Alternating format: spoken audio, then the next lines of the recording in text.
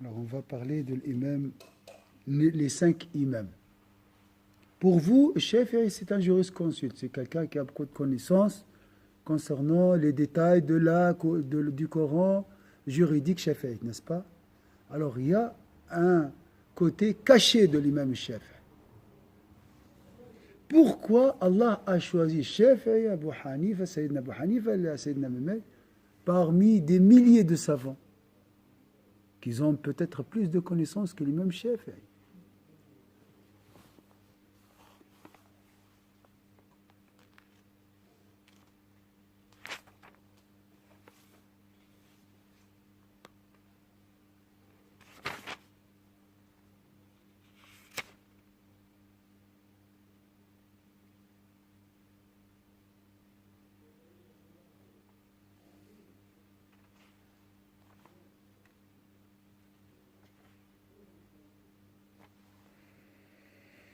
Je trouve pas l'endroit.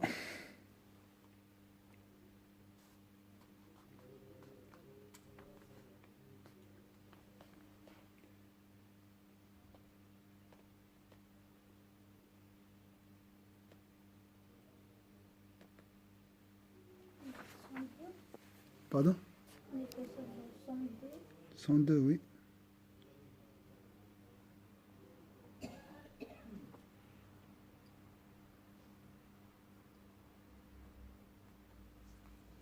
Je vais chercher en arabe. Inch'Allah.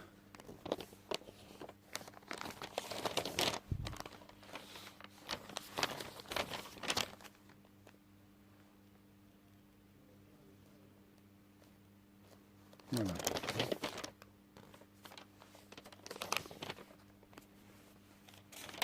En arabe, j'ai trouvé. Il me faut juste le titre.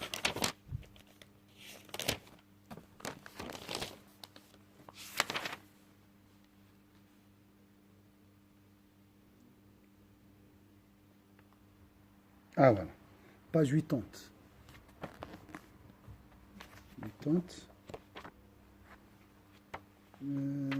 Peut-être j'ose vous demander juste de prendre une photo, la mettre sur le groupe, comme ça vous pouvez suivre. Parce que je fais des interruptions en arabe et en français.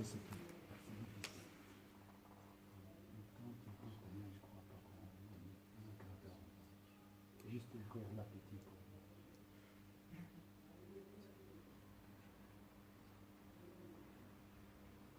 Tout d'abord, vous allez voir que l'ambiance changera quand on parle de l'imam Shafi'i. Vous savez pourquoi?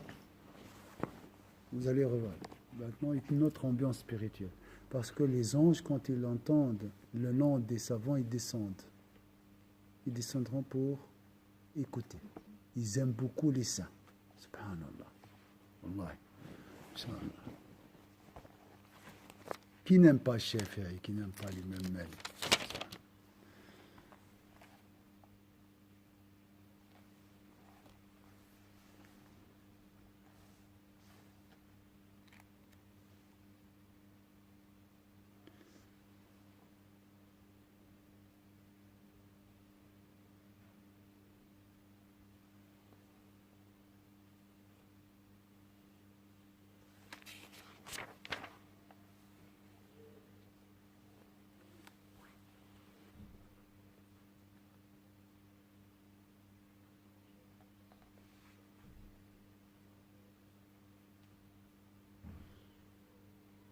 Elle est très, très sévère, subhanallah. Donc, je vais directement parler des... فنورد الآن من أحوالهم ما يدل... Non, je dois reculer.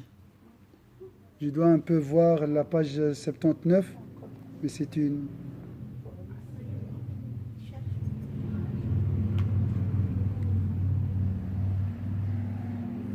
Je dois reculer. Je ne peux pas aller.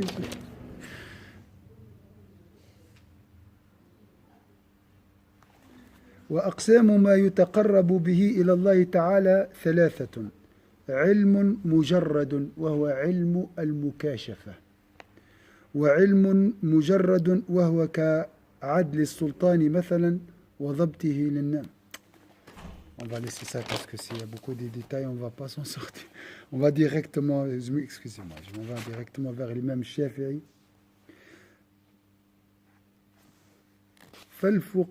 فلنورد الآن من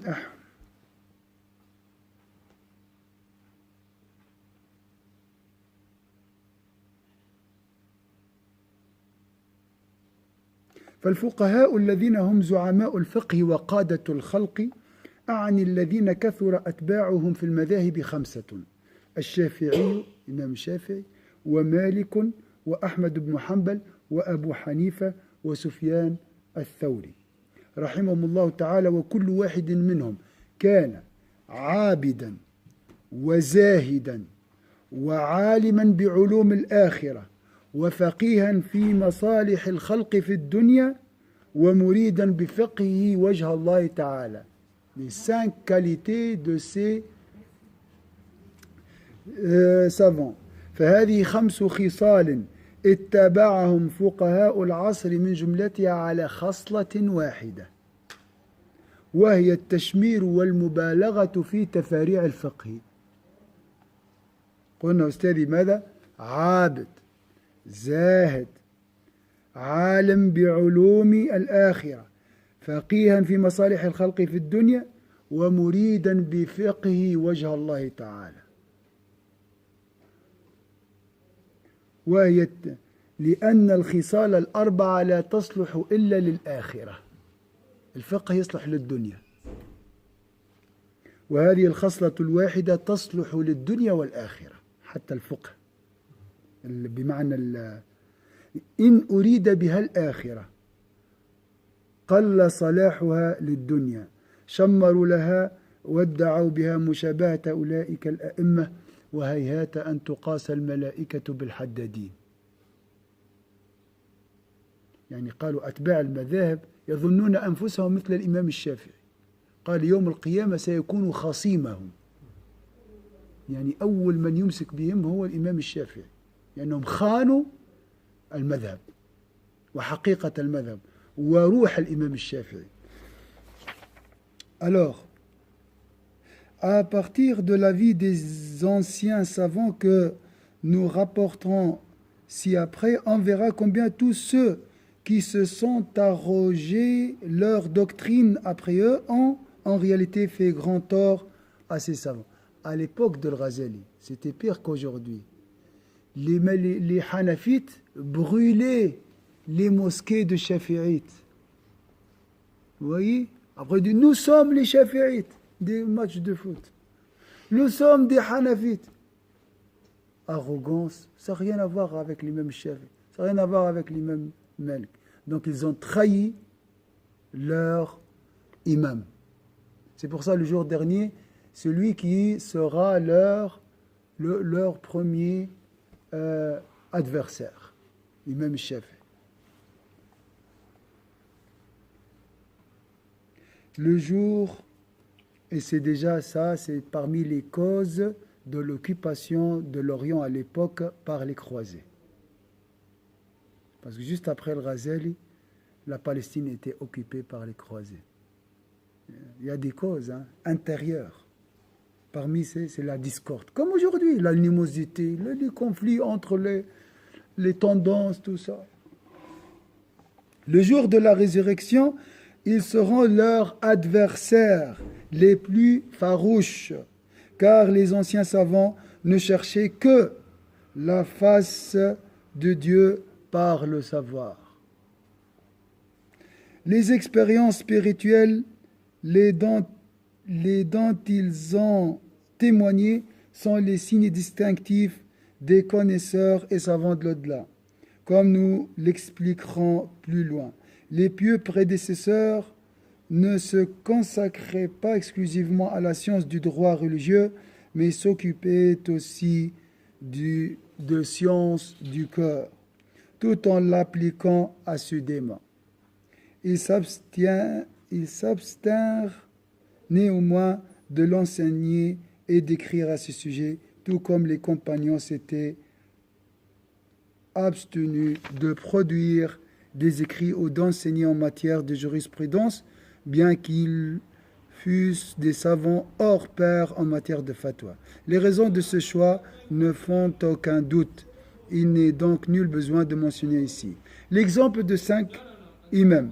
Nous allons évoquer à présent l'effet de la vie spirituelle des hommes de loi de l'islam. La vie spirituelle. Vous connaissez la vie juridique.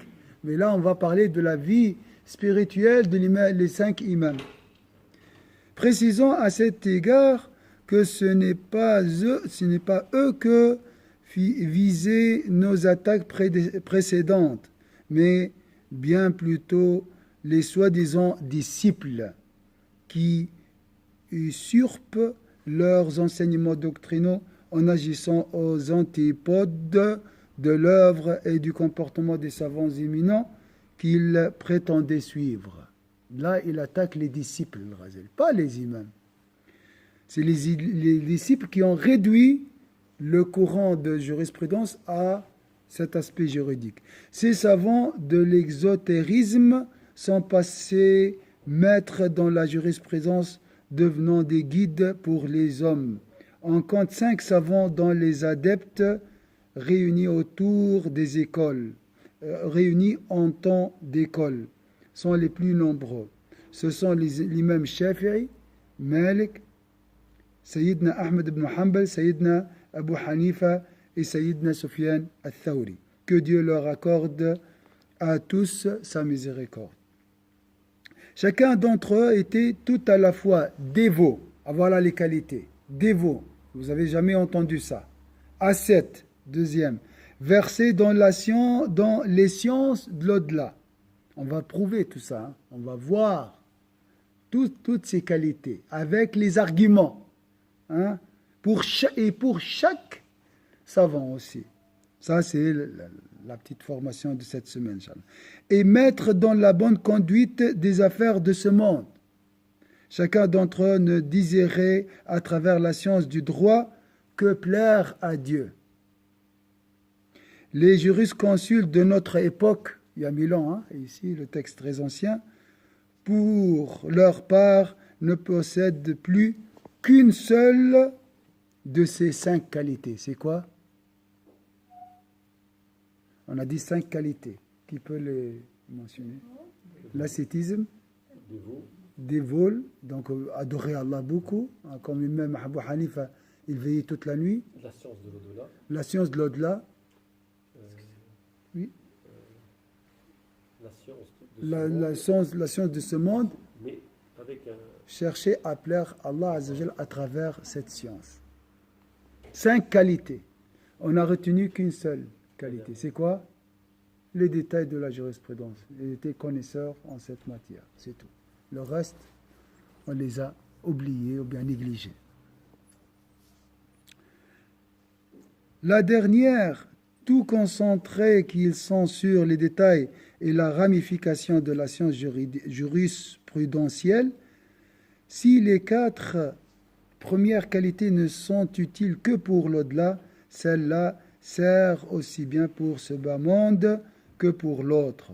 Les contemporains ne se sont dévolus qu'à cette dernière qualité. Et ils prétendaient ensuite imiter les grands imams. Donc ils ont réduit la science à ce côté juridique et en même temps ils prétendaient suivre leur imam. Il faut les suivre dans les 4 autres qualités. Les forgerons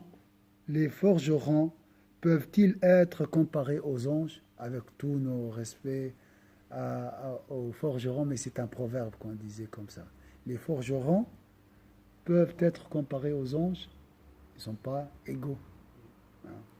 Donc les disciples de ces imams n'ont rien à voir avec leurs imams. Ils n'ont pas respecté leur... فلنورد الآن من أحوالهم ما يدل على هذه الخصال الأربعة فإن معرفتهم بالفقه ظاهرة. Donc on a 5 qualités. On va parler de 4 parce que la 5e qui est la connaissance juridique elle est connue. On n'a pas besoin de la détailler. Donc on va parler de quoi?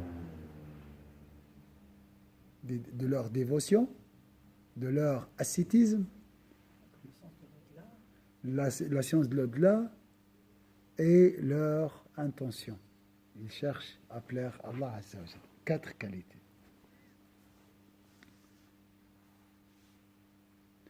Nous n'évoquerons de la vie spirituelle des 5 imams, ces 5 imams, que les 4 qualités qui les distinguaient, car leur connaissance du droit islamique est évidente et patente. Alors, l'imam Shafi'i, pourquoi il a commencé par l'imam Shafi'i? Pourquoi il a choisi l'imam Shafi'i? Parce que lui, il était shafi'ite. Lui-même, le Ghazali, il était shafi'ite. C'est un fondateur c'est un pilier de la jurisprudence, sans arrogance et sans esprit partisan. Hein, c'est pas, on dit comme ça, esprit partisan. Voilà. L'imam Shafi'i, rahimahullah, je dois lire en arabe parce que quand je lis le arabe, c'est le Ghazali, je sens c'est le Ghazali qui parle, donc il y a l'âme de l'auteur. أما الإمام الشافعي رحمه الله تعالى فيدل على أنه كان عابدا ما روي أنه كان يقسم الليل 3 أجزاء ثلثا للعلم وثلثا للعبادة وثلثا للنوم. On va prendre la qualité de dévotion. L'imam Shafi'i était animé d'une grande ferveur religieuse. Tout ce qu'on a dit, c'était une introduction. Maintenant, on raconte qu'il partageait sa nuit en 3 parties. Un tiers consacré au savoir. Un tiers consacré au Facebook. Un tiers consacré au savoir. Un tiers consacré aux dévotions, la prière de nuit. Et un tiers consacré au sommeil. Il dort combien? 2 heures? 3 heures maximum. Allahu Akbar. Vous avez entendu ça? Jamais. Selon Rabi'a, Shafi'i récitait au cours des prières du mois de Ramadan 60 fois le Coran en entier. Combien de clôtures pendant le mois de Ramadan nous faisons aujourd'hui? Lui, il faisait 60 clôtures. Une le soir et une pendant la journée. Pendant le mois de Ramadan, l'imam Shafi'i, est-ce qu'il a besoin du Coran? Non. En plus, il clôturait les 60, il lisait le Coran en entier dans la prière obligatoire et surrogatoire. Donc debout ou assis. Subhanallah. Pas comme nous. La telle, ça. De temps en temps, je réponds, je vais ailleurs. Debout, dans la prière, il clôturait 60 fois le Coran. Est-ce que vous avez compris pourquoi Allah a choisi Shafi'i? C'est pas parce qu'il avait un disque dur 1000 gigas. Non, c'est pas ça. Parce qu'il clôturait le Coran 60 fois pendant le mois de Ramadan. C'est ça la science. Là, grâce à ça, il était élevé, choisi. Subhanallah. Où sont aujourd'hui les savants qui clôturaient le Coran 60 fois pendant le mois de Ramadan? Vous avez compris pourquoi ces chutes des ulama? Parce qu'ils ne sont pas protégés. Hein? Dès que le sultan dit « Ah, j'ai besoin d'une fatwa », oui, à vos ordres, chef, tiens le fatwa. Et des fois gratuit, c'est juste pour satisfaire le sultan. Pour solliciter son agrément. C'est juste ça. Des fois, c'est juste ça. Pourquoi? Parce que tu ne récitais pas le Coran 60 fois pendant le mois de Ramadan. Récite le Coran 60 fois dans ta prière pendant le mois de Ramadan et tu verras Tu vas dire non à ce sultan tyran, bien sûr, on parle de... Subhanallah. L'un de ses amis, Rabi', il s'appelle le Bouaiti. On va voir l'histoire de le Bouaiti. Ça, c'est le Bouaiti, c'est une sommité. Vous savez, je crois, hein, si je ne me trompe pas, Rabi' al-Bouaiti, c'était parmi les privilégiés de l'imam chef. Il avait des disciples, mais dans les disciples, il y a des élites. Il y avait deux, Abd al-Hakam et lui. L'imam al-Bouaiti, il était parmi les disciples. Pendant la maladie de la mort de l'imam chef, il doit désigner son successeur. Les gens attendaient Abd al-Hakam, parce qu'Abd al-Hakam, il avait beaucoup de connaissances. Il est très... Mais l'imam chef a choisi le Bouaiti. Oh, pourquoi l'imam chef a choisi le Bouaiti? Il a dit parce qu'il était plus ascète que Abd al-Hakam. La preuve, l'imam Bouaiti a écrit un livre qui s'appelle, je crois, Al-Umm. Il s'appelle Al-Umm, un livre phare dans la jurisprudence chafi'ite. Vous savez, après, il a écrit tout. Maintenant, il doit faire quoi? Mettre le titre et le nom de l'auteur. Il a mis le titre, après, il a attribué le livre à quelqu'un d'autre.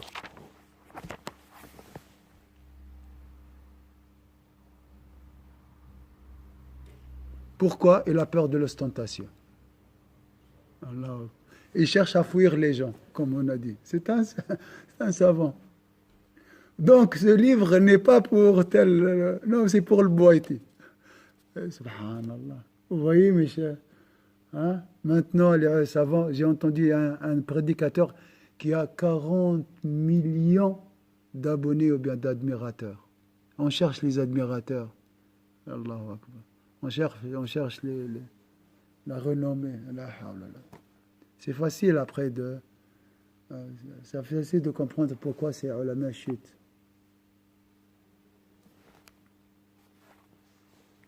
Donc le Bouaiti, ça c'est juste une goutte de chef, ça c'est rien, c'est un disciple. Imaginez alors leur imam. Subhanallah. L'un de ses amis, qui s'appelle Bouaiti, récitait, lui, chaque jour du mois de Ramadan, l'ensemble du Coran. Il clôturait le Coran une fois par jour, pendant le mois de Ramadan. Tu vois, les savants, mon frère. Al-Hassan al-Karbasi raconte quant à lui, j'ai veillé plus d'une nuit en compagnie de Shafi'i. Il priait pendant près d'un tiers de la nuit. C'est des témoignages là, c'est des arguments, parce que peut-être vous avez des doutes. Où je ne le vis jamais réciter plus, ça c'est en dehors du mois de Ramadan, plus de combien de versets, à votre avis? Un tiers, donc 2 heures, 3 heures. Il récitait combien de versets? Marouane, 50 versets, c'est tout. Seulement 50 versets. Que 50 versets coraniques. Parfois, il en récitait 100. Pourquoi, à votre avis? Il méditait. À chaque verset, évoquant la miséricorde divine. Cher chef, tu as besoin de la miséricorde, toi tu es un cher, tu es déjà pardonné. Non, il demandait la miséricorde d'Allah. Pour qui? Il implorait la grâce de Dieu pour lui-même. Pour lui-même. Donc, il n'est jamais satisfait. Il a besoin. Oh Allah, pardonne-moi. Il est même chef. Il implorait le pardon et la miséricorde pour lui. Sauve-moi de l'enfer. Il est même chef. Il implorait la grâce de Dieu pour lui-même, ainsi que pour tous les musulmans et les croyants. Allahu Akbar. Chaque fois, après chaque verset, oh Allah pardonne les musulmans. Il pense à sa nation. Vous voyez ce cœur de l'imam Shafi'i. Vous commencez, je crois, maintenant à connaître. On commence maintenant à connaître la vérité de l'imam Shafi'i. On commence maintenant à comprendre pourquoi elle était élevée. 1,5 milliard de musulmans aimaient aujourd'hui l'imam Shafi'i. C'est pas pour rien. C'est parce qu'il travaillait la nuit, ma sœur. Ah, mais شنو يخدم بالليل ماشي راقد بلا بلا وكلام ستوديو ماركتينغ والساعة بك الحساب بك الحسبة ولا Subhanallah. Vous savez, maintenant, c'est du marketing, l'islam du marché. Le prédicateur, quand il sort, il est payé comme une star. Une demi-heure, c'est tel montant. 1 heure, c'est tel montant. Parce qu'il y a du business derrière. Avec le cheikh, il y a un yaourt. Ou bien, avec la sœur, il y a la boutique, telle boutique. On veut vendre les voiles, les jalabas, tout ça, avec le cheikh. Oui. Mais bien sûr, c'est du marketing religieux. C'est du business religieux aujourd'hui, malheureusement. Donc on ne te demande pas de prier la nuit ou de clôturer 60 fois. On te demande d'être beau, élégant, prestigieux, tu parles, communiques bien, c'est tout. Et attirer le public. C'est tout. C'est ça la religion aujourd'hui, la prédication. C'est pour ça, voilà, même les ulama, ils étaient... Les ulama qui ne travaillaient pas, je ne juge personne. Hein.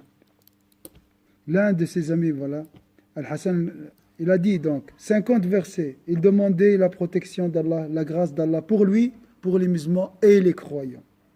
Que le verset évoque au contraire le châtiment, si le verset évoque le châtiment, il demandait à Dieu la protection, le salut pour lui-même et pour les croyants.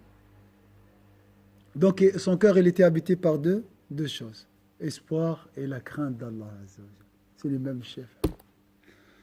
La crainte et l'espoir étaient réunis chez Shafi'i. Allahu Akbar. Le fait que l'imam Shafi'i se limitait à 50 versets montre combien était profonde au cours de la prière rituelle sa pénétration et sa méditation des mystères du Coran. Maintenant, on cherche quoi? Apprendre le Coran par cœur. C'est bien, ça nous aide. Mais il faut la pureté du cœur. Il faut méditer. Il faut chercher les mystères du Coran. C'est pour ça qu'il passait 3 heures à méditer 50 versets. Le chef disait, je n'ai jamais mangé à ma faim depuis 16 ans. Oui, ça c'est quel côté? C'est l'ascétisme. La satiété alourdit le corps. Ça c'est une vérité. Durcit le cœur. Viande chaque jour, tout ça. Éteint la sagacité. La sagacité, c'est juste. Sagacité, c'est l'éveil, être éveillé. Hein? Il capte bien. Hein? Il a des bons capteurs. Il est éveillé. Hein? C'est ça la sagacité. Donc quelqu'un qui mange beaucoup, il est voilà, toujours endormi, il comprend, et tu dois te répéter 10 fois pour et avoir. Provoque le sommeil et diminue la capacité de l'homme à l'adoration. On comprend toute la sagesse qui était celle de Shafi'i quand il parle des maux causés par la satiété, ainsi que le sérieux qu'il employait à délaisser cette dernière au profit de l'adoration. Or, l'adoration commence par, El-Ghazali insiste sur ce point, par quoi l'adoration? Par la modération dans l'alimentation. Tout ça commence par le ventre. Si tu n'arrives pas à maîtriser ce désir du ventre, tu ne peux pas avancer, selon le Ghazali. Mais il y a des gens qui ne sont pas d'accord, sont libres. Mais vous avez les idées à vous d'essayer. Vous voyez, pendant le mois de Ramadan, quand le ventre est libre, masha'Allah, nous occupons les mosquées sont pleines jour et nuit. Et quand le ventre est plein, les mosquées sont vides, jour et nuit. Subhanallah. Al-Shafi'i a dit également, je n'ai jamais juré par Dieu, ni pour dire la vérité, ni pour mentir. Là, c'est quoi? Wallah, j'ai acheté avec tel. Wallah, partout, wallah. Hein? Ce qui montre combien il était scrupuleux et conscient du sacré, et combien il connaissait la majesté de Dieu. Allah est majestueux, je ne peux pas l'utiliser n'importe où et le mettre n'importe où. Vous voyez? Voilà, Inch'Allah. J'ai dépassé largement un quart d'heure le temps. Et c'est très beau, vraiment, de parler de l'imam chef, comme si on est dans un autre monde. Est-ce que vous sentez que l'ambiance a changé quand on a commencé à parler de l'imam chef? C'est toujours comme ça, subhanallah. Est-ce que vous voulez ajouter quelque chose?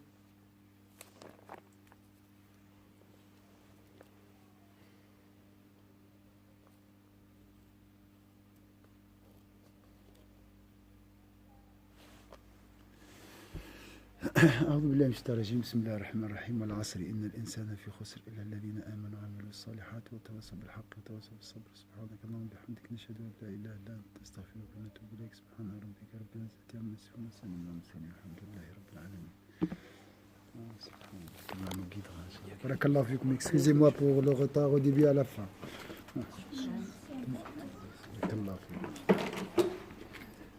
Demain, Inch'Allah, à 8h, deuxième, la suite, Inch'Allah. 8h30.